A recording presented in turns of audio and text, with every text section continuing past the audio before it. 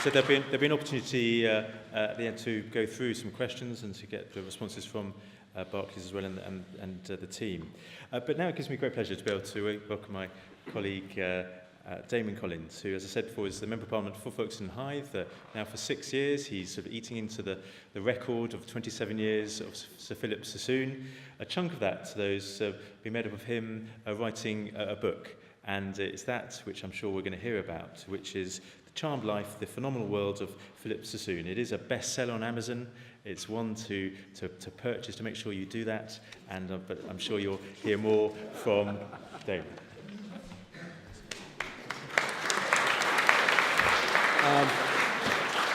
Thank you very much, David, for the kind introduction and the plug. It's a pleasure to be with you here today.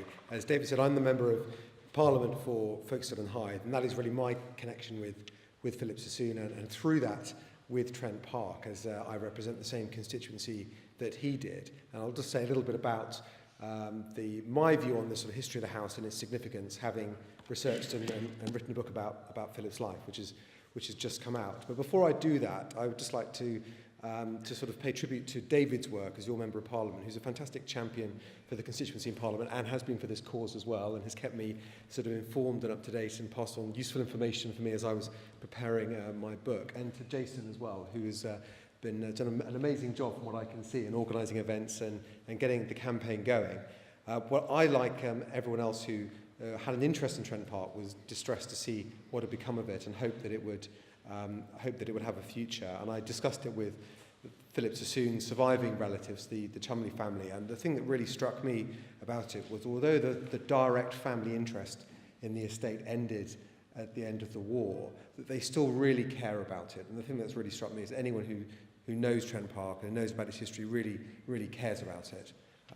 I just wanted to read you a tiny bit from the book, just because it helps transport us back to the mid-1930s. And as I said, although my introduction to Philip Sassoon was through my constituency in Kent, where he had his other estate at Port Lympne, I chose to sort of start the prologue and the entry to the book at Trent Park. And so I'll just read a very short extract from it, which is from the very, very beginning of the prologue of the book. At dawn, long before the guests arrive, a cavalcade of horse-drawn carts makes the 14-mile journey from the flower market at Covent Garden to the edge of North London and the gates of the Trent Park estate. Legions of gardeners are waiting to receive its colourful potted cargo, ready for immediate planting, while the staff collect enough azaleas, roses and lilies to fill every room in the house. By noon there is a new procession of Rolls-Royces arriving and departing in rapid succession. Everywhere along the approach there are signs with arrows guiding the drivers to Trent. Children and their parents line the route, hoping to catch a glimpse of a royal prince or a Hollywood star. The house and the gardens have been profiled in Country Life, and the society columns regularly highlight the comings and goings of the weekend guests. The Trent Park garden parties each June and July are considered the last word in elegance and luxurious informality. Now, that gives you a glimpse into Philip's world. And the reason I read that this evening was that I was thrilled earlier in the week to receive a card from a lady called Mrs. Olive Kettle, who lives in East Barnet Village. And I don't know if she's here, but if she's not here, I hope she won't mind me saying that she's 91 years old and has lived here all her life. And when I wrote that bit about the children lining the route to see people coming to Philip's party, she wrote in her card that she'd been one of those children. And I thought that was absolutely wonderful, and she gave a very vivid account of those days. And that really underlined to me not just what a fabulous time it was, but just how what fond memories people who live in this community have of the house in its heyday and its history. And I can see why so many of you here to want to preserve it. But there was Trent Park was a fabulous place. Philip Sassoon was a kind of combination of the Great Gatsby and a sort of great politician. You know, he was at the height of society between the wars. It's almost remarkable in a way that he's become a historical figure that we've slightly forgotten about. People do remember him, but that's because they often have a reason to remember him, a direct connection. But if we were in London in the 1930s, Philip Sassoon would have been seen as one of the most important, one of the most influential people, connected to all the leading politicians, connected to the King and the Queen and senior members of the royal family. But not just that, this incredible network of friends from Charlie Chaplin and Lawrence of Arabia and Noel Coward. And all of these people would grace Trent Park and his other homes during the course of the year. that the interiors were considered by connoisseurs and collectors of art to be at the very summit for their quality and their taste. The rooms at Trent Park, furnished with beautiful Louis XV furniture, rugs from Persia, the beautiful, delicate murals by Rex Whistler on the walls, which in many ways are the idea of Rex Whistler would paint the murals often during weekend parties. He would be almost installed by Philip Sassoon for several months to paint there while the weekend guests were there. And that idea of having an artist painting during a party was one that Evelyn Waugh stole for Brideshead Revisited, and it's something he has Charles Ryder doing at the parties there. Philip would release flamingos and peacocks from cages during parties, garden parties in the summer, when the house would be opened up and they wouldn't really have a formal meal, but there would just be food served on the terrace all throughout the day, and where people would just go off and do whatever they wanted. So people who wanted to play golf played on the private course, but you might not just have someone to help you with your clubs. You might find that Walter Hagen or Bobby Jones, the American champions, who happened, if they were in England then, to play in the Open, would be there as well. Or if your interest was tennis, you'd probably find some members of the Davis Cup team, or the winner of the French Open would be there to play tennis with you. There would be George Bernard Shaw if you were interested in literature, or Rex Whistler if you were interested in painting. And then people like Winston Churchill at the centre of it all. So you really had this incredible collection of the most brilliant people.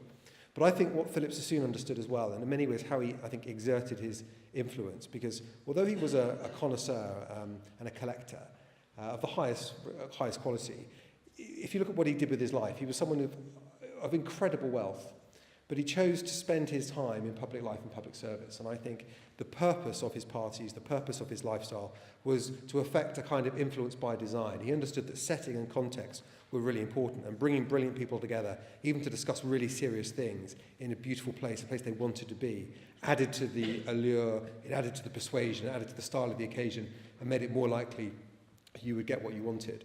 And a lot of very senior politicians used their relationship with Philip to support that. If you think in the early 20s, when the Sassoons acquired the freehold for the estate and Trent Park was completely refashioned, as many of you will know, the Trent Park we see today was created by Philip Sassoon as a pastiche of a perfect 18th century English mansion house, using old bricks recovered from the demolition of Devonshire House in Park Lane to give it that feel and that look. And he really created everything. But within that setting, often really important political events and meetings would take place, really key discussions in the early 1920s around the settlement for Ireland that created the Irish Free State.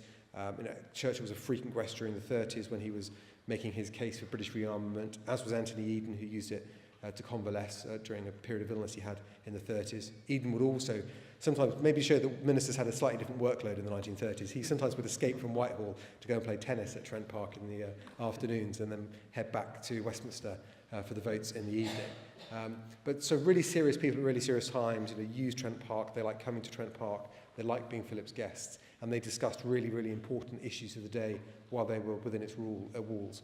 So it's not only, I think, deserves to be preserved as a fabulous example of English country house living in the interwar period, so just as much as Cliveden and the Astors and other settings like that do too, but also because it was a place of incredible political significance where incredibly important things and ideas were discussed.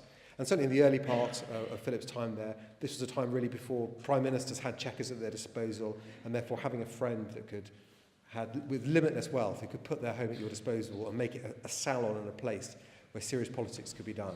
That was what you would have found if you'd crossed Philip Sassoon's threshold in the 1920s and 30s. As you know, he died on the 3rd of June 1939, and so he was only 50 years old, died of pneumonia. It was a very serious illness, but one that, with modern medicines, someone of his fitness and age would easily have recovered from. And his ashes were scattered over the mansion by his beloved RAF. He'd been Air Minister for very many years, was a great champion for the Air Force. I think in many ways history would have accorded him his rightful place of being someone who helped make the Air Force ready for the war, and Philip is certainly one of the people who should be thanked, one of a number of people, but one of the people that should be thanked for the fact we won the Battle of Britain and ultimately that we were ready for the start of the war when it came. But because he died when he did, I think his world was packed away. The contents were shipped off, the house had a different use, and the world moved on. But it remained being held in fond memory for everyone who had been there and had been a guest of Philip's. And people wrote back on that lost world of the pre-war world that Philip had been such a leading figure and personality in. But it is a world that we are endlessly fascinated by and keep on returning to. And my hope in writing this book was that Philip himself and his homes would be once again at the forefront of the history of the interwar period, which is where they deserve to be, and certainly where they were for the people that lived through those times. Thank you.